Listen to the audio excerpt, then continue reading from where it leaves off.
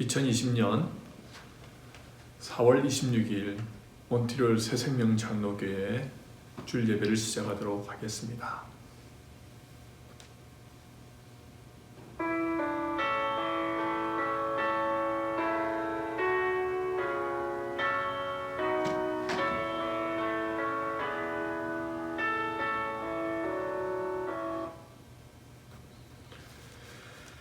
너희 의인들아 여호와를 즐거워하라. 찬송은 정직한 자에 마땅히 할 바로다. 수금으로 여호와께 감사하고 열줄 비파로 찬송할지어다. 새 노래로 그를 노래하며 즐거운 소리로 공교히 연주할지어다. 온 땅은 여호와를 두려워하며 세계의 모든 거민은 그를 경외할지어다. 아멘. 하나님, 참으로 감사합니다. 지난 한 주간도 저희들을 지켜 보호하여 주시고 오늘도 각 가정에 모여 함께 주님 앞에 예배 드릴 수 있도록 인도해 주신 참으로 감사합니다. 오늘도 살아서 우리 가운데 역사하시는 하나님을 예배하기로 마음을 확정하고 또 주님 앞에 나왔습니다. 신령과 진정으로 드리는 우리의 예배 가운데 함께하여 주시옵시고 우리가 드리는 찬양과 기도와 예배가 하나님 받으시기에 합당한 예배 되게 하여 주시옵소서. 하늘의 영광을 보여주시옵시며 하늘의 은혜를 부어주시옵소서. 오늘도 살아서 역사하신 예수님의 거룩하신 이름으로 기도드리옵나이다. 아멘. 찬송가 35장 큰 영화로 오신 주 함께 찬양하겠습니다.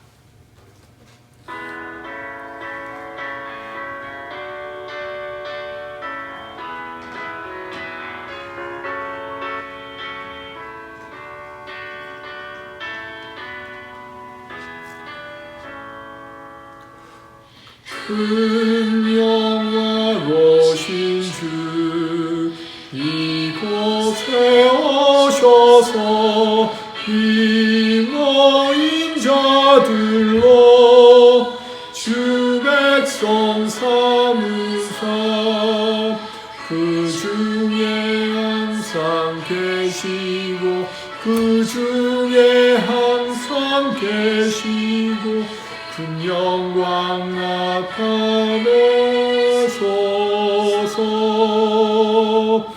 이 백성 기도와 또 예물 드림이 향내와 같으니 허파르옵소서. 주 예수 크신 복음을 주 예수 크신 복음을 만백성 듣게 하소서.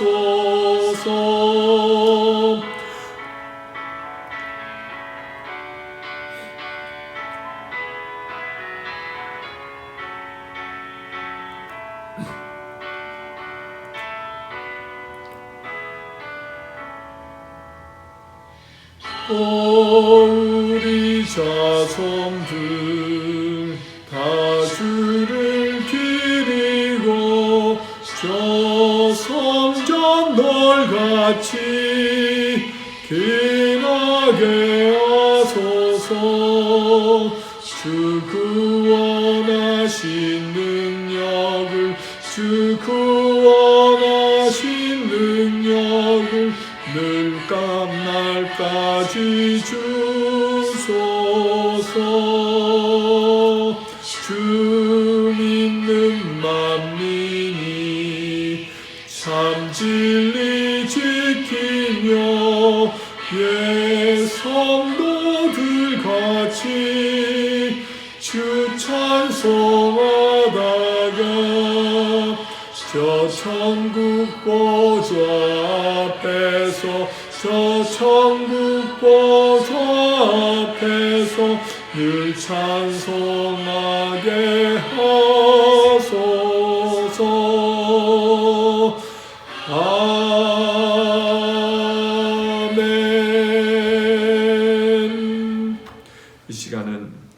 지난 한 주의 삶을 돌아보면서 하나님 앞에 참여의 기도를 드리는 시간입니다. 우리 안에 하나님을 사랑한다고 하면서 물질과 또 내 인생에 내가 주인이 되어서 교만하게 살았던 모습이 있다면 오늘 이 시간 회개하며 나갔으면 좋겠습니다. 구원의 간격을 잃어버리지는 않으셨는지요? 다승에 젖어서 그렇게 기도하며 그렇게 신앙생활 하시지는 않으셨는지요? 오늘 우리 탐욕스러운 마음이 있다면 다 내려놓고 세상과 타협하며 살았던 모습들이 있다면 오늘 이 시간 주님 앞에 고백하며 나갔으면 좋겠습니다. 늘 불평하고 불만족스럽게 원망하며 살았던 모습이 있지는 않으신지요? 오늘 다 같이 함께 우리 입술로 하나님 앞에 참여하며 나아가도록 하겠습니다. 다 같이 기도하십니다. 하나님, 오늘도 우리의 연약함을 고백합니다. 거룩함으로 주님 앞에 나와 주님, 우리가 기도하며 하나님 앞에 예배자로 서야 함에도 불구하고 우리의 모습은 여전히 죄악된 모습으로 하나님이 받으시기에 부족한 모습이 많음을 고백합니다. 항상 내 중심적으로 살았습니다. 내 생각이 앞섰습니다. 내 뜻대로 내 방식대로 그렇게 살아왔습니다.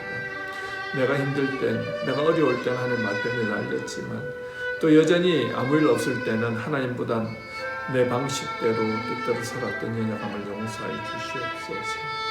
주를 위해 살기보다 하나님 나의 만족과 나의 욕심을 위해서 살았던 모습 용서해 주시옵소서. 주님, 구원의 간격을 잃어버리고 살 때가 많음을 고백합니다. 호흡한다는 것 얼마나 감사한 일인지요. 그런데 그것이 당연한 것이냐, 감사를 잃어버리고 살았던 모습들 고백합니다. 주님 용서해 주시옵소서. 종교인이 아니라 정말 믿음의 종으로서 예수 닮아가는 예수의 제자로서 나갈 수 있도록 주님 붙들어 주시옵소서. 우리 안에 여전히 탐욕스러운 모습들, 내 중심적인 모습들, 세상과 타협하며 믿음 없는 모습을 살았던 모습 용서해 주시옵소서. 주신 것에 감사하기보다는 늘 원망, 불평, 무엇보다도 비판하고 정죄하는 삶 살았던 우리들의 연약한 모습이 있다면 주님 용서해 주시옵소서. 오늘도 주님 앞에 겸손하게 내 모든 죄악을 고백합니다. 예수 그리스도의 보혈의 피로 정결케 하여 주시고 오늘도 거룩함으로 의로움으로 주님 앞에 온전한 예배 드리는 시간 되게 하여 주시옵소서. 주님, 우리가 우리의 입술로 우리의 죄를 고백할 때 주님 기억지 않으시겠다고 약속하셨어요.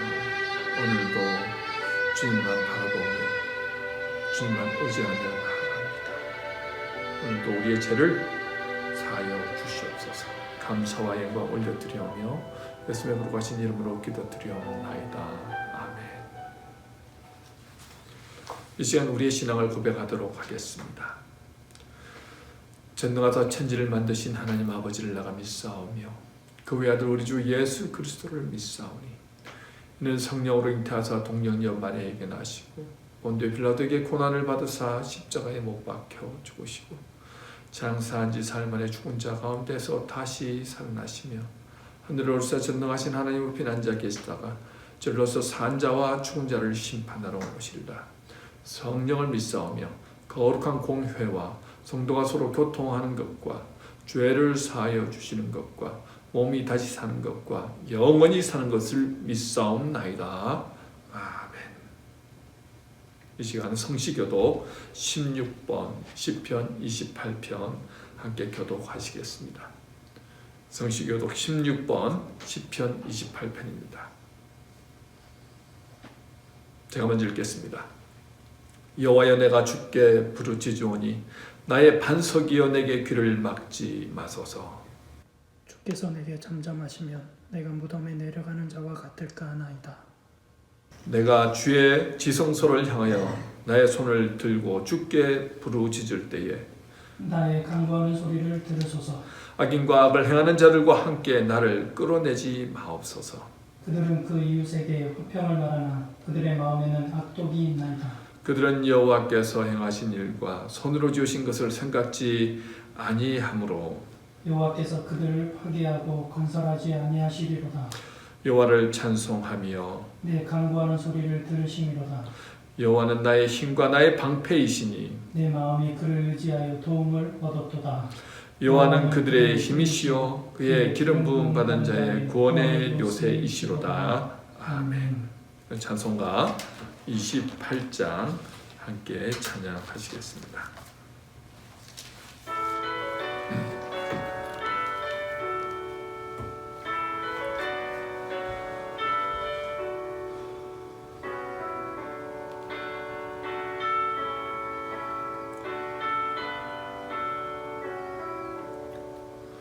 복의 근원 강림하사 찬송하게 하소서. 한량없이 자비하신 증량할 길 없도다. 천사들의 찬송가를 내게 가르치소서. 구속하신 그 사랑을 항상 찬송합니다. 주의 크신 도움 받아 이때까지 왔으니 이와 같이 천국에도 이르기를 바라네.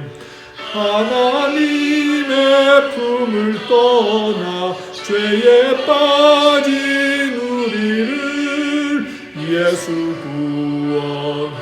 구원하시려고 보혈 흘려 주셨네.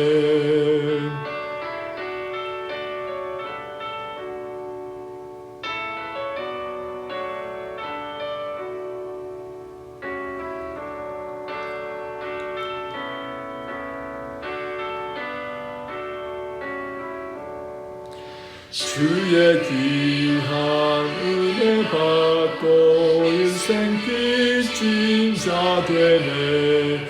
주의 은혜 사슬되사 나를 주께 내소서. 우리 마음은 연약하여 범죄하기 쉬우니 하나님이 받으시고 천국인을 지소서.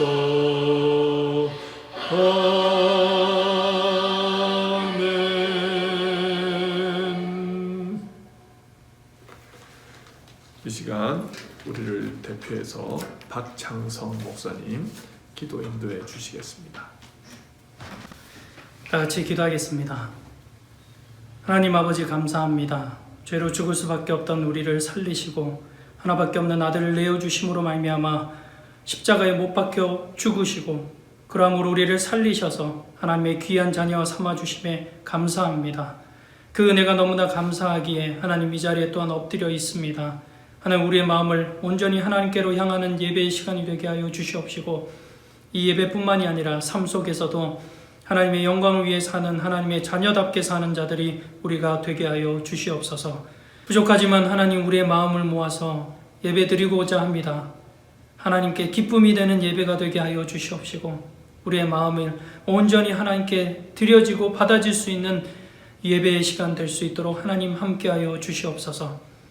영유아부부터 초등부, 중고등부, 장년, 청년에 이르기까지 온전히 하나님의 영광을 드러내는 자들이 우리가 되게 하여 주시옵시고 이 코로나 바이러스로 인해 힘들어 지쳐있는 전세계 모든 하나님의 백성들 가운데 위로와 은혜와 하나님이 더할 수 없는 사랑을 더욱더 깨닫는 시간이 되게 하여 주시옵소서. 지금까지 하나님께서 보호하심으로 말미암아 우리가 누렸던 일상의 모든 것들, 경제적인 모든 것들, 또 마음껏 하나님을 찬양하고 예배했던 그 모든 순간순간들을 다시 한번 뒤돌아보며 감사히 여기며 앞으로 어떤 일이 일어날지 모르겠지만 늘 하나님을 바라보며 환경이 아니라 상황이 아니라 하나님만 바라보며 승리하는 자들이 우리가 될 수 있도록 하나님 함께하여 주시옵소서. 하나님, 정말 하나님만 의지하며 나아갈 수밖에 없는 상황이 계속 벌어지고 있습니다. 앞으로 어떤 고난과 어려움이 있든지 간에 하나님의 나라와 의를 구하는 자들이 우리가 되게 하여 주시옵시고 한 사람을 찾으시는 마음의 중심을 보시고 한 사람의 참으시 찾으시는 그 하나님께 온전히 합한 자들이 우리가 될 수 있도록 하나님 함께하여 주시옵소서. 말씀을 듣습니다. 말씀 전하시는 정성호 담임 목사님에게 은혜와 능력, 성령 충만을 더하여 주시옵시고 그 능력의 말씀이 우리들 가운데도 온전히 임하여지게 하여 주시고 그 말씀 따라 순종하며 사는 자들이 우리가 되게 하여 주시옵소서. 지식에만 그치는 말씀 되지 않게 하여 주시옵시고 마음속에 깨달아 성령의 음성을 듣고 그 말씀 따라 사는 자들이 우리가 될 수 있도록 주님 인도하여 주시옵소서. 모든 시간을 주님께 의탁하며 살아계신 예수 그리스도의 이름으로 기도드렸습니다. 아멘.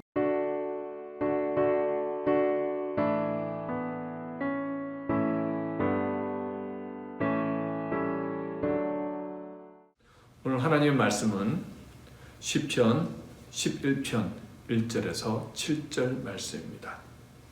시편 11편 1절에서 7절 말씀 정기병 권사님 낭독해 주시겠습니다. 내가 여호와께 피하였거늘 너희가 내 영혼에게 새같이 내 산으로 도망하라 함은 어찌함인가. 악인이 활을 당기고 화살을 희위에 먹이며 마음이 바른 자를 어두운 데서 쏘려 하는도다. 터가 무너지면 의인이 무엇을 하랴. 여호와께서는 그의 성전에 계시고 여호와의 보좌는 하늘에 있음이요 그의 눈이 인생을 통촉하시고 그의 안목이 그들을 감찰하시도다.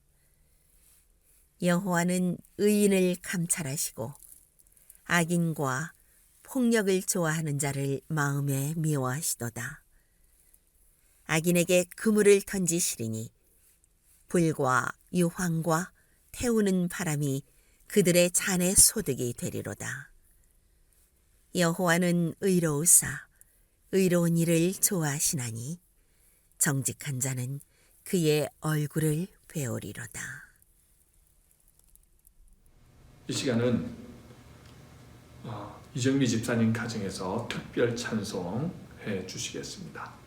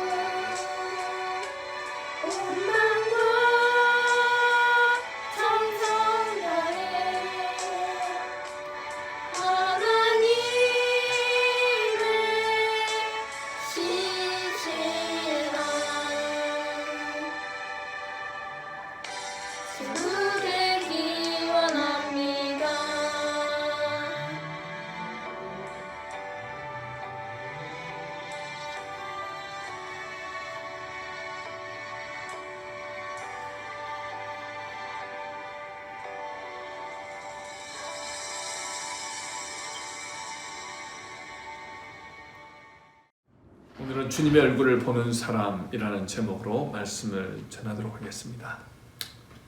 벌써 4월 마지막째 주가 되었습니다.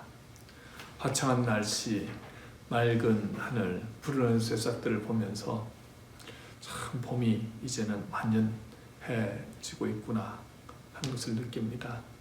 날씨가 이렇게 좋은데도 밖에 나가서 아름다운 자연을 만끽하며 자유롭게 다닐 수 없고, 또 학교에 가고 싶어도 학교에 갈 수 없고, 직장에서 마음껏 일을 하고 싶어도 할 수 없고, 교회에 나와 예배를 드릴 수도 없고, 만나고 싶은 사람 마음대로 만날 수도 없는 이 상황이 참으로 우리를 힘들게 하고 또 안타깝게 하기도 합니다. 언제 끝날지 모르는 코로나로 인해서 우리는 인생 가운데 큰 어려움을 겪고 있습니다. 이 혼돈 상황 가운데서 우리 새생명 성도님들은 믿음을 잘 지키며 이 어려움을 잘 극복하고 계시리라 믿습니다. 오늘은 어떤 사람이 주의 얼굴을 뵐 수 있고 또 인생의 혹독한 상황 가운데서 어떤 모습으로 서 나가야 하는가에 대해서 말씀을 전하도록 하겠습니다. 오늘 본문의 내용을 살펴보면 저자가 큰 어려운 상황에 놓여 있는 것을 볼 수 있습니다. 본문의 저자는 다윗입니다. 그런데 상황만 어려운 것이 아니라 주변에서 조언하는 말들이 다윗의 마음을 더 힘들게 합니다. 오늘 본문은 다윗이 자신에게 조언하는 사람들에 대한 항변의 말로 시작하고 있습니다. 본문 1절을 보면 내가 여호와께 피하였거늘 이라고 시작합니다. 여기서 피하다에 해당하는 히브리어 하사는 본래 도피하다는 의미이지만 신뢰하다라는 의미도 있습니다. 즉 여호와께 피하였다는 것은 여호와 하나님을 의지했다는 뜻입니다. 그런데 주변 사람들은 뭐라고 말합니까? 1절에서 새같이 내 산으로 도망하라. 2절에서 악인이 활을 당겨 바른 자를 어두운 데서 쏘리한다. 3절에서 터가 무너지면 의인이 무엇을 하랴? 라고 말하죠. 지금 다윗에게 이 말을 해주는 사람은 다윗과 친하거나 다윗을 위하는 사람들입니다. 그런데 지금 돌아가는 상황을 보니 다윗이 이렇게 손 놓고 있다가 큰일 나겠다는 겁니다. 지금은 빨리 도망해야 할 때라는 거죠. 그렇다면 다윗이 언제 이렇게 어려운 상황에 처했던 걸까요? 다윗의 인생 가운데서 왕이 되기 전에 사울 왕으로부터 쫓겨다니며 숱한 죽음의 위협을 당할 때도 있었고, 또 왕이 된 후에 아들 압살롬의 반정으로 급히 도망할 때도 있었습니다. 정확히 어떤 상황 가운데 있는지 알 수 없지만 지금 상황으로만 봐도 매우 심각한 상황입니다. 여러분, 이렇게 위험한 순간에 직면했을 때 우리는 둘 중에 하나를 선택할 수 있습니다. 하나님께로 피할 것인가 아니면 산으로 피할 것인가입니다. 사람들은 지금 위기에 닥친 다윗에게 새처럼 내 산으로 도망하라고 조언합니다.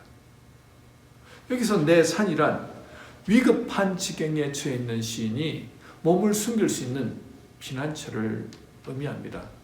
지금은 묻지도 따지지도 말고 무조건 도망쳐야 한다는 겁니다.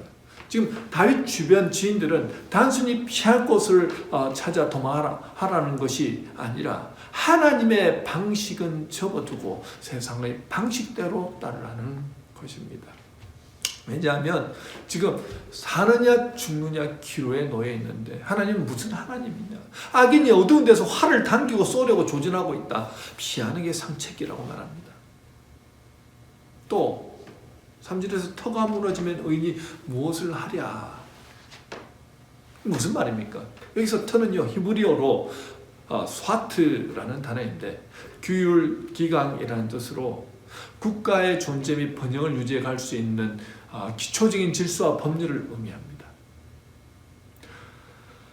다윗의 지인들이 다윗에게 피신을 권유하면서 지금 나라의 법과 질서와 기강이 무너져서 악인이 횡행하는 사회 속에서 의인 혼자 힘으로 무엇을 할 수 있겠느냐는 거죠.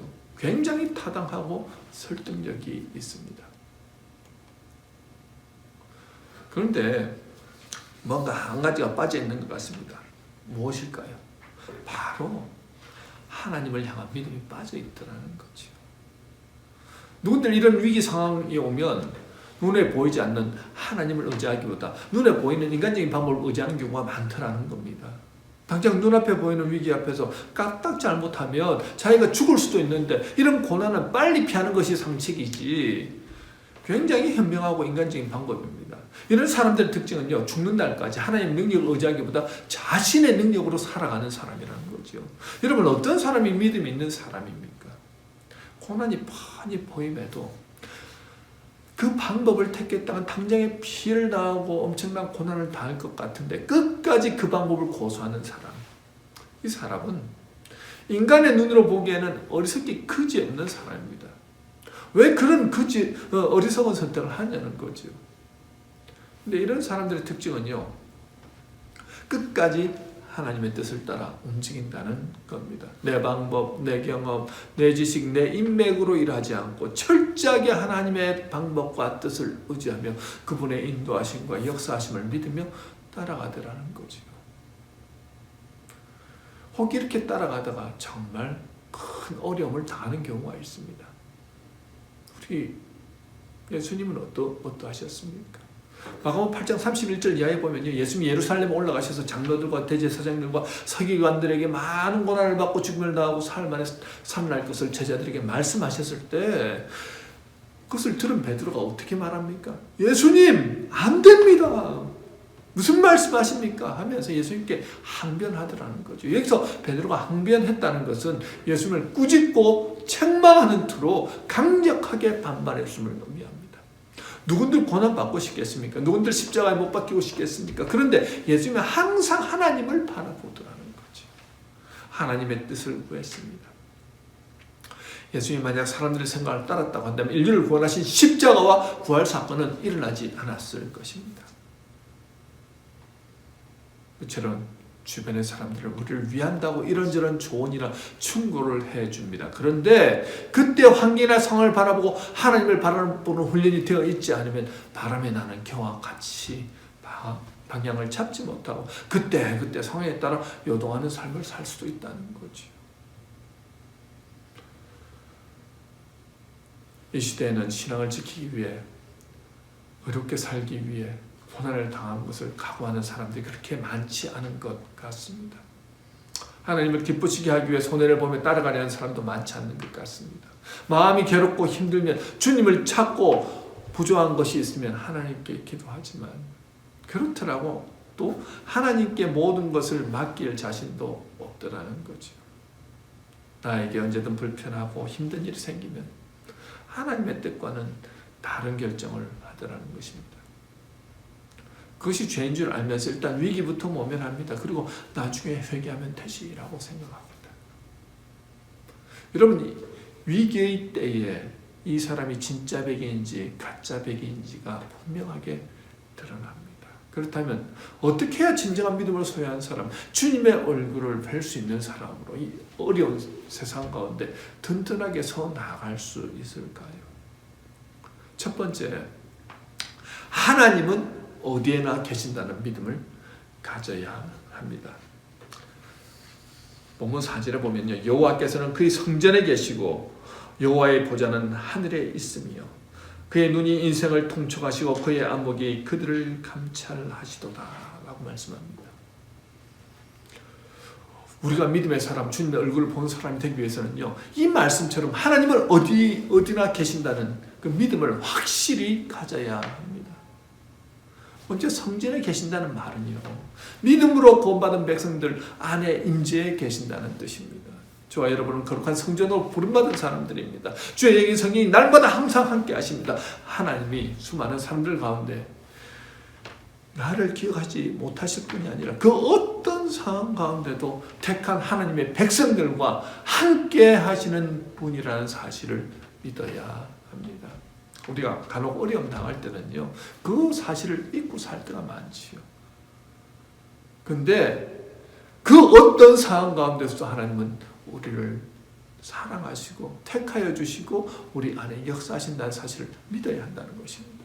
또한 여호와의 보좌는 하늘에 있다는 표현은요, 하나님의 초월성을 나타냅니다. 단순히 하늘나라에 계신 하나님이 아니라 하나님은 초월하신 분이라는 거죠.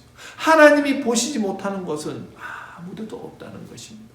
하나님은 모든 곳에 계십니다. 그렇기 때문에 그분의 백성인 우리는 안심할 수 있지요.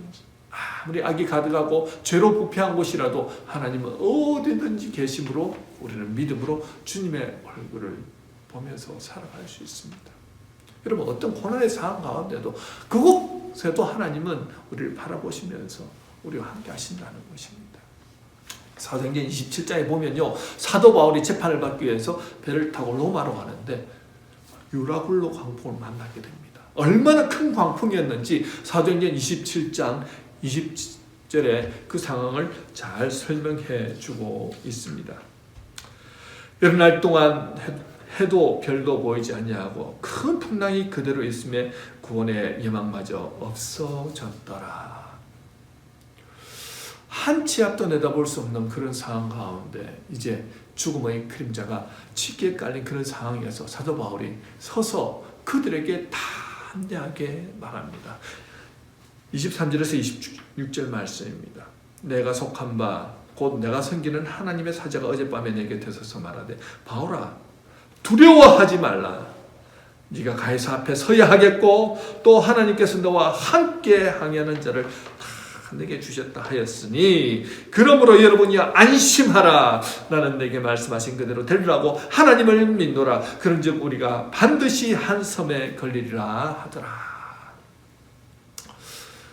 어떤 것도 보이지 않는 절제절명의 상황, 폭풍 한가운데서 단 한 사람 사도 바울은 하나님의 음성을 듣습니다. 여러분, 그 배에 탔던 사람은 전부 다 276명이었습니다. 그런데 그 많은 사람들이 폭풍으로 인하여서 살 소망을 잃어버렸는데 단 한 사람 사도 바울만 희망을 가지고 있더라는 거지요. 그 이유가 하나님이 자신에게 분명히 이 광풍 가운데서 살아날 것이라고 말씀했다는 것입니다. 여러분, 여전히 광풍은 심하게 몰아치고 있습니다. 하지만 우리 하나님은요, 그 폭풍 가운데서도 함께 하시더라는 거죠. 모두가 두려워 벌벌 떨고 있으면서 아무것도 먹지 못한 상태에 있습니다. 바울도 그 폭풍 가운데 있었습니다. 바울도 겉으로 볼 때는 정말 그 폭풍을 바라보면서 얼마나 두렵고 떨렸겠습니까? 그렇지만요, 바울은 그러지 않더라는 거죠. 바울 안에 임재하신 하나님이 직접 바울에게 두려워하지 말라 말씀하시더라는 겁니다. 그를 위로해 주시고 힘을 주시더라는 거죠. 여러분, 276명 중에 275명도 나름 그들의 신을 찾고 기도하지 않았겠습니까? 하지만 우리 하나님만이 전지전능하신 하나님, 무소부지하신 하나님, 초월하신 하나님이시기에 그 폭풍 가운데서 하나님을 찾는 바울을 찾아가셔서 두려워하지 말라 말씀하실 때 바울의 마음 가운데 두려움이 사라지더라는 거예요. 여러분, 아무에게나 임하는 은혜가 아닙니다. 하나님을 찾는 사람, 하나님이 항상 나와 함께 하신다는 믿음이 있는 사람, 그 사람에게 하나님이 찾아가시더라는 거예요. 그 사람에게 두려워 말라고 위로해 주시더라는 겁니다. 여러분, 코로나 바이러스로 인해서 죽을 수밖에 없는 상황이라도, 경제 대공황이 와서 모두 죽을 수밖에 없는 상황이라 할지라도 나는 하나님 우리와 함께함을 믿습니다. 믿음으로 주님을 바라보는 사람에게 하나님이 두려워하지 말라, 날마다 은혜로 위로해 주시고 일으켜 세워주신다는 것입니다. 하나님의 말씀이 들리지 않을 때 우리는 두려움을 느끼지 않습니까? 그러나 하나님이 나와 함께 하십니다. 그 믿음이 있고 하나님이 내게 두려워하지 말라고 말씀해 주실 때 우리는 진정한 위로를 얻는다는 거지요. 두 번째, 주님의 얼굴을 보는 사람, 믿음의 사람은 하나님께서 이 상황 가운데서도 직접 개입하신다는 믿음을 가져야 한다는 것입니다. 4절 뒷부분에서 하나님의 눈이 인생을 통촉하시고 그 안목이 죄를 감찰하신다 라는 것은요, 사람을 다 살피시고 꿰뚫어 보신다는 것을 의미합니다. 그것은 곧 하나님께서 모든 것을 다 보시고 내 인생의 모든 영역에 개입하신다는 뜻입니다. 그리고 5절 앞부분에 보면 여호와는 의인을 감찰하시고라는 또 말씀이 나오죠. 이 말씀은 하나님이 의인을 감찰하실 때는 의인을 단련시키시고 세심하게 돌보신다는 의미가 내포되어 있습니다. 이 감찰이라는 단어는요, 욥기 23장 10절 말씀에 그가 나를 단련하신 후에는 내가 순금같이 되어 나오리라 할 때 그 단련이라는 말과 같은 단어입니다. 여러분, 설사 고난의 때라 할지라도 하나님이 순금으로 만들어내시기 위한 과정이라는 거죠. 여러분, 고난 좋아하는 사람 아무도 없습니다. 그런데 고난을 통해서 믿음도 단단해지고 성품과 인격도 예수님 닮아지면서 성숙해지는 것을 볼 수 있습니다. 루마니아에 살아있는 순교자로 불렸던 리차드 범브란트 목사님, 1909년에서 2001년까지 사셨는데요. 유택의 루마니아 목사님입니다. 이분은 1948년에서 1965년까지 총 14년 동안 감옥에서 온갖 고난을 겪었습니다. 감옥에 들어갔다가 나왔다가 하면서 근 한 18년의 세월 동안에 14년 동안 감옥에 투옥되었습니다. 범브란트 목사님 그 고난의 과정 가운데서 이런 기도를 했습니다. 하나님, 저 정말 힘듭니다. 제 몸에 여러 뼈를 부러뜨리고 수십 군데의 살을 베어내고 불로 지지고 18군데나 구멍을 뚫었습니다. 그러나 하나님, 전 아직 견딜 수 있답니다. 저를 꺼내주시지 않으셔도 괜찮아요. 지금 저보다 더 힘든 형제들이 많을 테니 그들을 돌봐주세요. 하나님께서 제게 침묵하셔도 지금 내 형제를 방문하고 계시는구나 라고 생각하면 기쁩니다. 하나님, 전 잘 이기고 있답니다. 여러분, 14년이라는 세월이 쉬운 세월이 아니지요. 그 숱한 고난 가운데 하나님이 내가 이 정도 기도하시면 들어주실 만한데 왜 내 기도 들어주시지 않느냐라고 생각할 수 있지 않습니까? 여러분, 그냥 당장에 고난이 임하고 그래서 조금 있다가 그 고난이 빨리 해결되면 그보다 더 좋을 수는 없다는 거죠. 근데 고난이 길어질 때가 문제라는 겁니다. 그 어려운 가운데 끝까지 믿음으로 하나님을 바라보고 하나님, 저는 괜찮습니다. 하나님이 함께 하심을 믿습니다. 하나님, 내 삶 가운데 개입하실 줄로 믿습니다. 그렇게 믿음으로 나갔던 범브란트 목사님의 삶 가운데 결국은 하나님께서 개입하시더라는 거죠. 하나님의 천사를 보내주셔서 하나님께서 그를 석방시키시는데요. 정말 루마니아 정부는 서구 국가들의 그 압력을 받아서 1964년에 유대인 크리스찬을 위해 일하는 그 노르웨이 선교단체로부터 위와 만불을 받는 조건으로 목사님을 석방했습니다. 그 당시에 만불 대단히 큰 돈입니다. 이 금액은 당시 정치범을 빼내는 데 드는 돈의 5배나 더 되는 그런 금액이었습니다. 여러분, 그럼에도 불구하고 하나님이 일하시더라는 거예요. 개입하시더라는 거예요. 여러분, 우리 하나님이 택한 사람에게 고난은요, 단순히 힘들게 하기 위한 과정이 아니더라는 것입니다. 그 고난을 통해서요, 예수님 닮은 의로운 사람으로, 예수님 닮은 그런 성품과 인격으로 만들어 가시면서 그를 통하여서 수많은 사람들에게 복음을 전하는 귀한 사역을 하게 하시더라는 거죠. 고난이 내게 유익하더라 하는 그 사도 바울의 고백처럼 범브란트 목사님도 그 고난을 통해서 죽는 그날까지 복음을 세상 가운데 전파하는 귀한 일들을 감당케 하시더라는 것입니다. 세 번째, 주님의 얼굴을 뵙기 위해서는 하나님의 공의에 대한 믿음을 가져야 합니다. 5절 6절이지요. 여호와는 의인을 감찰하시고 의인과 폭력을 좋아하는 자를 마음에 미워하시도다.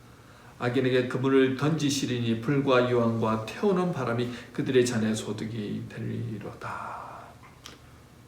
여호와 하나님이 악인을 심판하시는데 꼭 소돔과 고모라를 심판하시던 그런 모습으로 심판하신다는 거예요. 갑작스럽게 심판이 임합니다. 지금 당장은요, 악인이 승리하고 잘 되는 것 같습니다. 그러나 공의의 하나님이 개입하시면 아무리 벗어나려고 해도 벗어날 수 없더라는 거죠. 다윗의 인생의 가장 큰 위기가 언제 것 같습니까? 아마도 저는 친아들 압살롬이 반란을 일으킨 사건이 아닐까 그렇게 생각이 됩니다. 다윗은 여전히 하나님을 바라보고 믿음 위에 서 있었습니다. 지금 다윗의 말년이지요. 그럼에도 어려움과 고난은 오더라는 거예요. 그런데 큰 아픔이 무엇입니까? 그의 친아들이 그를 죽이고 왕이 되겠다고 하는 지금 그런 상황입니다. 여러분, 우리가 이 세상을 살아가다 보면 잘못한 일이 없어도 고난과 고통을 당할 때가 있더라는 거죠. 마치 하나님은 저 먼 하늘나라에 계신 것 같습니다. 전혀 우리의 인생에는 간섭하지 않는 것 같습니다. 이 위기의 상황 가운데 대다수의 무리들이 압살롬을 따르는 상황입니다. 다윗은 10명의 후궁들을 예루살렘 궁전을 지키게 하고 급하게 도망갑니다. 그때 압살롬의 편에 섰던 아히도벨이 이렇게 얘기하죠. 12,000명의 사람들을 군인들을 내게 주시면 당장 다윗 왕의 뒤를 쫓아가서 다윗 왕을 죽이겠습니다 라고 말합니다. 모두 그의 계략을 좋게 여겼습니다. 하지만 압살롬의 편에 섰던 후세라는 사람이 반대하고 나서더라는 거죠. 다윗 왕과 그의 추종자들은 용사라서 그렇게 준비 없이 공격하였다가 오히려 역공을 당할 수 있습니다. 더 많은 사람을 모아서 공격하는 것이 낫습니다 라고 말합니다. 압살롬은 후세의 계략을 찬성합니다. 사실 후세는 다윗의 편에 서 있는 사람입니다. 마치 다윗 왕을 배반한 것처럼 하면서 압살롬이 어떻게 공격할지 알기 위해서 남아있는 스파이와 같은 사람이었습니다. 만약 압살롬이 아히도벨의 말을 들었다면 다윗은 벌써 저 세상 사람이 되었을지도 모르겠습니다. 하지만 후세의 계략을 통해서 다윗이 멀리 도망하고 수비할 수 있는 시간을 벌어서 압살롬이 이제 군인들을 모아서 다윗의 부대를 공격하였지만 결국 압살롬이 궁지에 몰려 죽게 되더라는 거죠. 사실 압살롬은 여동생 다말을 욕되게 한 그 큰형 암논을 죽였습니다. 그리고 아히도벨의 권고로 성전 옥상에서 사람들이 다 보는 가운데 커튼을 쳐놓고 다윗 왕의 후궁들과 동침까지 하더라는 거죠. 사실 선대왕이 죽고 나서도 왕의 후궁들을 함부로 욕되게 할 수 없습니다. 인간적인 방법으로 백성들의 환심을 사고 거의 90% 이상 반란이 성공하였다고 생각하였지만 하나님이 허락하지 않으시니까 반란에 성공을 못하더라는 거지요. 아니, 그 반란을 통해서 공의야 하나님이 10계명 중에 내 부모를 공경하라는 제5계명, 살인하지 말라는 제6계명, 간음하지 말라는 제7계명, 내 이웃의 집을 탐내지 말라는 제10계명을 어긴 압살롬을 직접 심판하시더라는 것입니다. 압살롬은 도망가다가 긴 머리가 나무가지에 걸려 꼼짝하지 못하게 되었을 때 요압의 부하들이 그를 죽입니다. 압살롬은 하나님을 그의 마음 가운데 심중에 두지 않았습니다. 하나님 없이도 성공할 수 있다고 생각했습니다. 그의 아버지 다윗은 어땠습니까?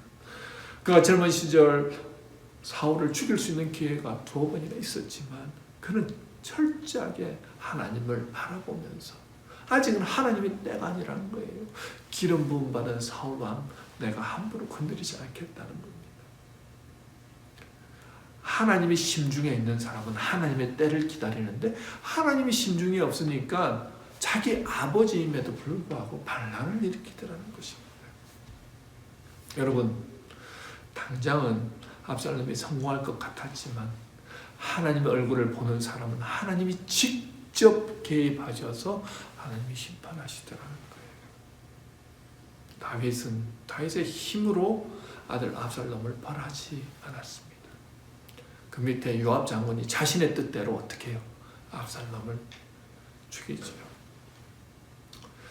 때때로 우리 가운데도 억울한 일을 당하고 당장 내 힘으로 혼내주고 싶은 그런 일이 있을 수 있습니다. 그때 내가 하나님 앞에서 정직하고 주님의 얼굴을 바라보며 의로운 삶을 살고 있다고 한다면 공의로운 하나님이 여러분을 대신해서 일하시더라는 거죠. 여러분, 하나님의 공의를 믿는 믿음이 있으면 그 어떤 어려움도 능히 이길 수 있습니다. 도망간 사람들, 곧 현실적으로 쉬운 길을 택하여 양심과 신앙을 버리고 세상적으로 좋아 보이는 길을 택한 사람들은 일시적으로는 아주 형통한 것처럼 보일 수 있습니다.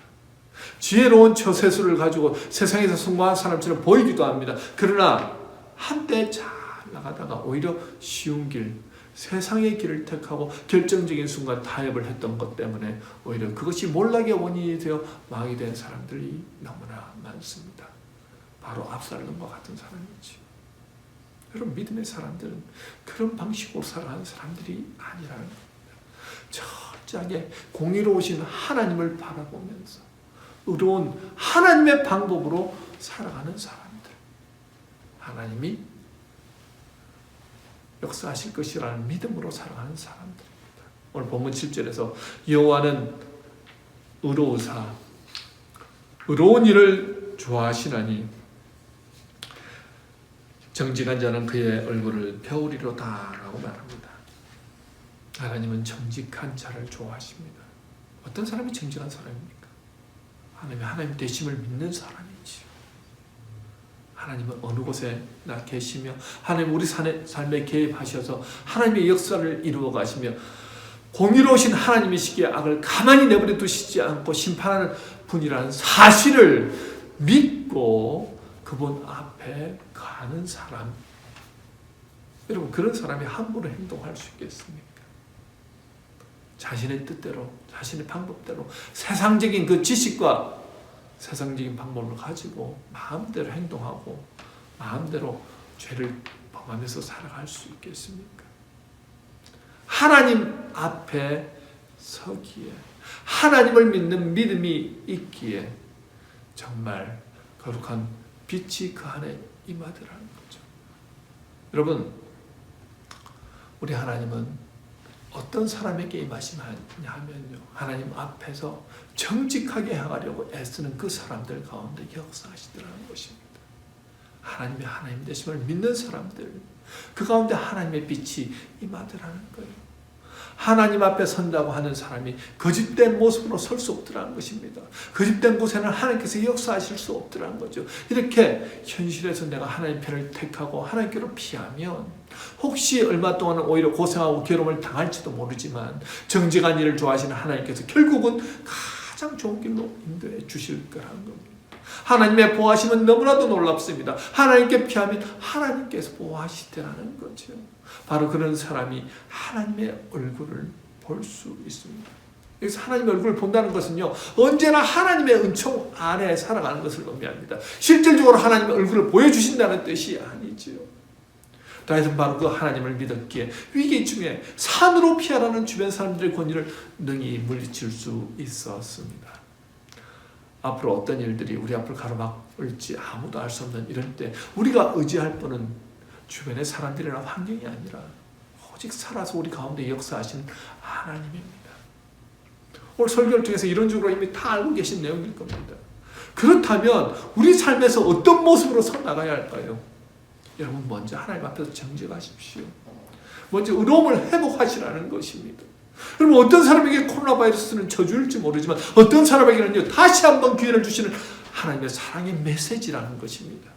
열왕기상 8장 37절에 39절 뭐라고 말씀합니까? 만일 이 땅에 기근이나 전염병이 있거나 곡식이 시들거나 깐무기가 나거나 메뚜기나 황충이 나거나 적국이 와서 성읍을 에워싸거나 무슨 재앙이나 무슨 질병이 있든지 막론하고 한 사람이나 혹 주의 백성 온 백성 이스라엘이 다 각각 자기의 마음에 재앙을 깨닫고 이 성전을 향하여 손을 펴고 무슨 기도나 무슨 간구를 하거든 주는 계신 곳 하늘에서 들으시고 사시며 각 사람의 마음을 아시오니 그들의 모든 행위대로 행하사 갚으시옵소서. 주만 홀로 사람의 마음을 다 아심이니이다 라고 말씀합니다.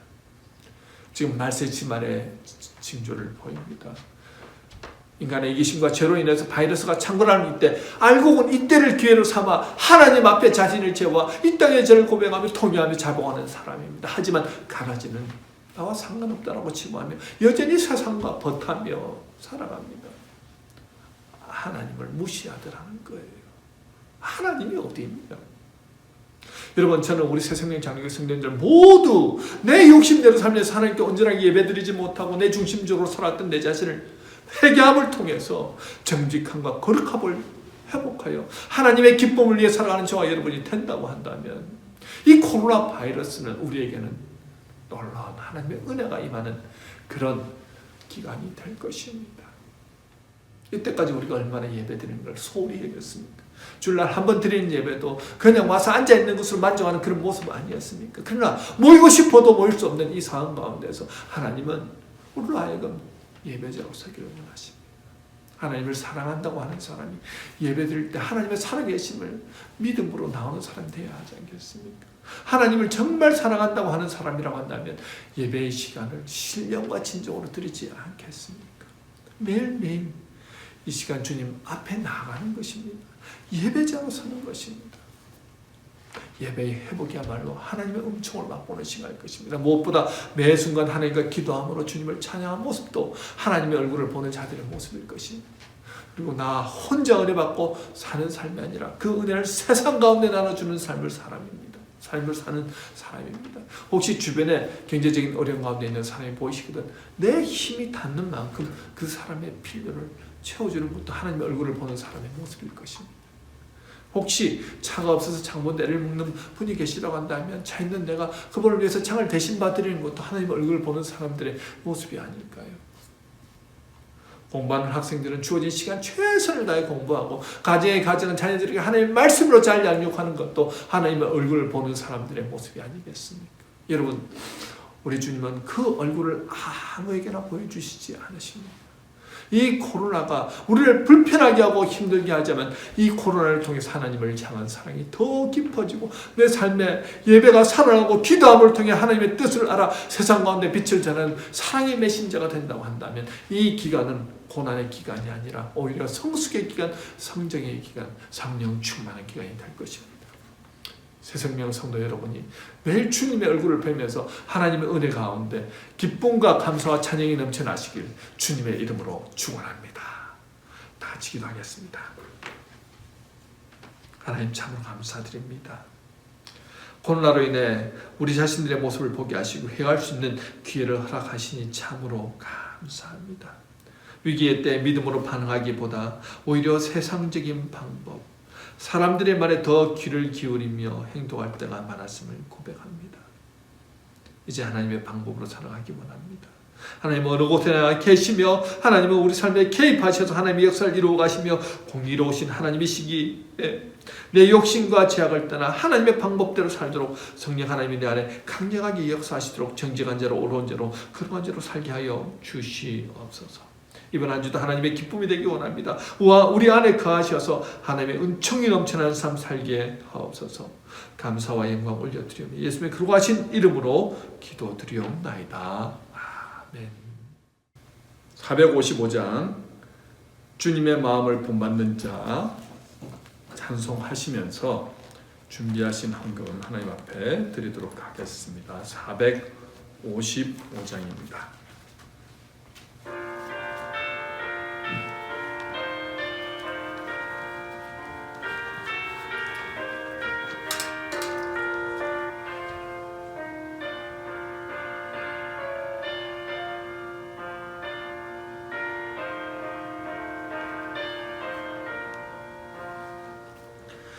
주님의 마음을 본받는 자 그 마음에 평강이 찾아오면 험악한 세상을 이길 힘이 하늘로부터 임함이로다.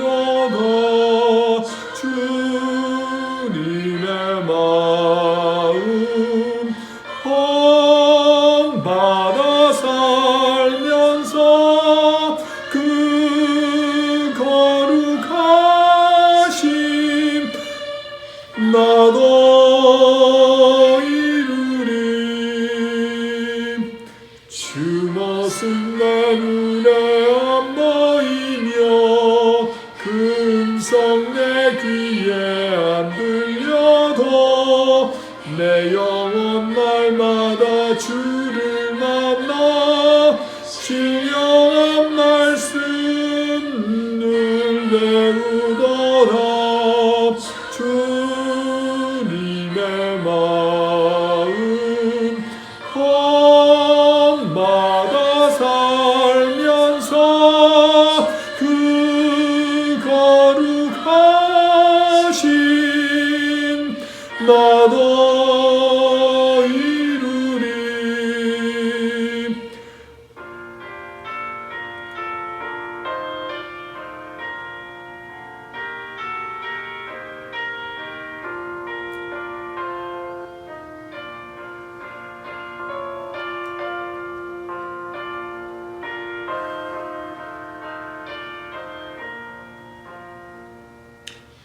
가는 길과 즐거움하여도 내 맘에 불평이 없어지는 십자가 고난을 이겨내신 주님의 마음 본받으리라. 주님의 마음 본받아 살면서 그 거룩하심 나도 이루리. 주 세상에 다시 오실 그날의 무성도 변화하여 주님의 십장 그 형상을 다 함께 보며 주 찬양하리. 주님의 마음 본받아 살면서 그 거룩하심 나도 이루리.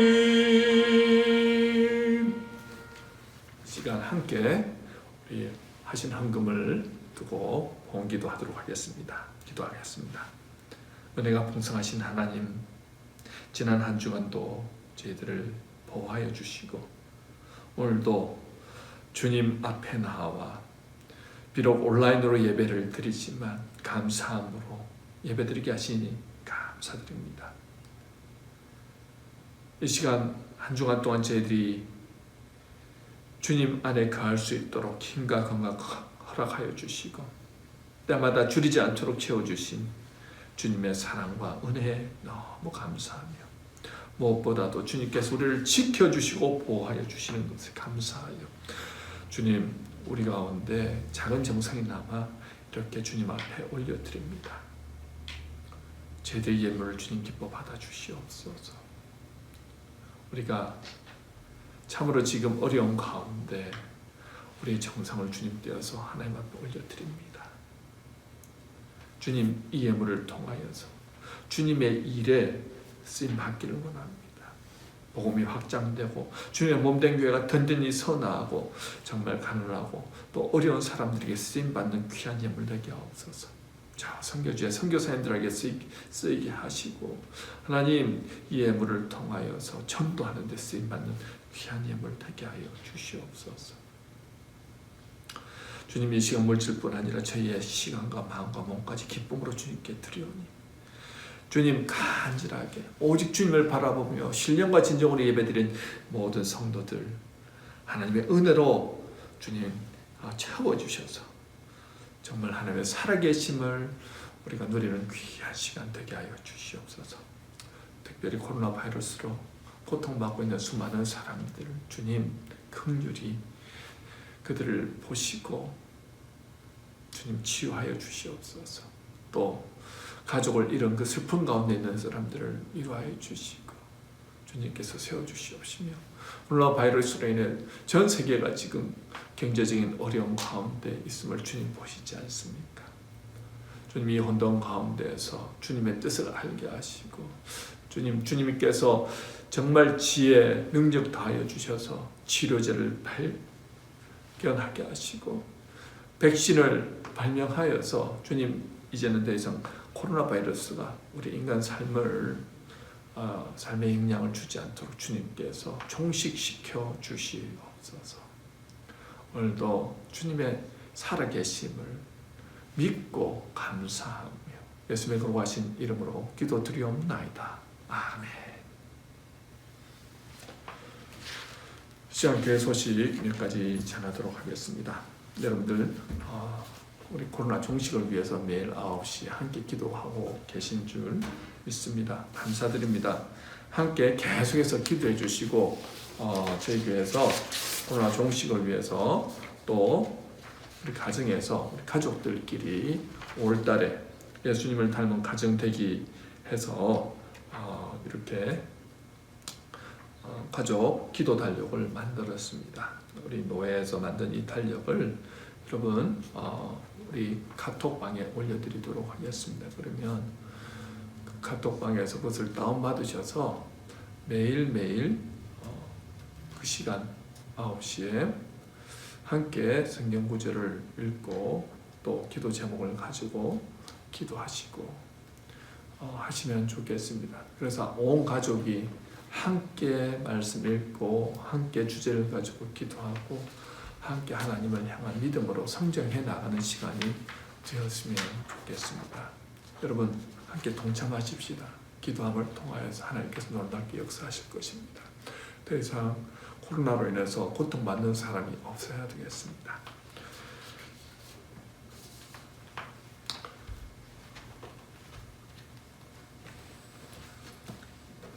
그럼 우리 원하고 바라고 기도합니다. 마지막 찬양 함께 하겠습니다.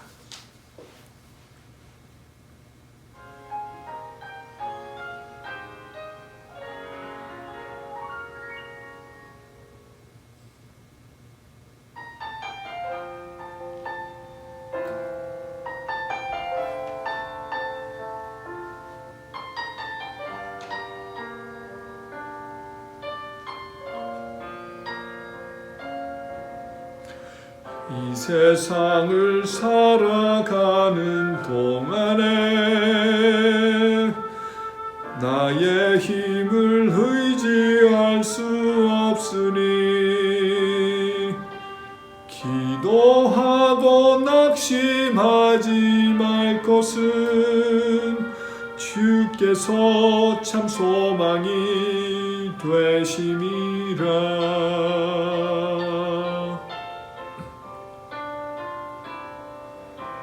주의 길을 걸어가는 동안에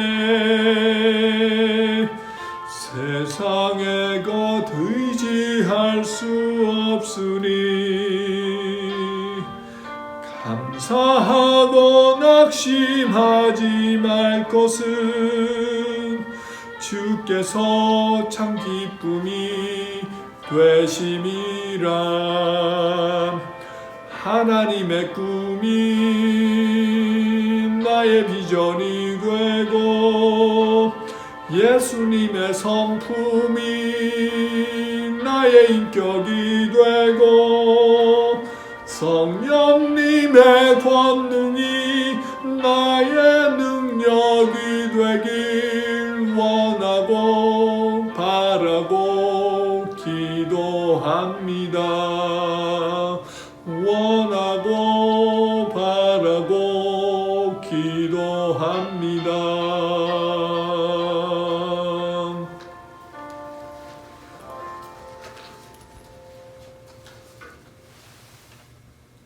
지금은 우리 구주 예수 그리스도의 은혜와 하나님 아버지의 무한하신 사랑하심과 성령님의 감동, 감화, 교통하심이 오늘도 하나님의 방법으로 살아가겠습니다.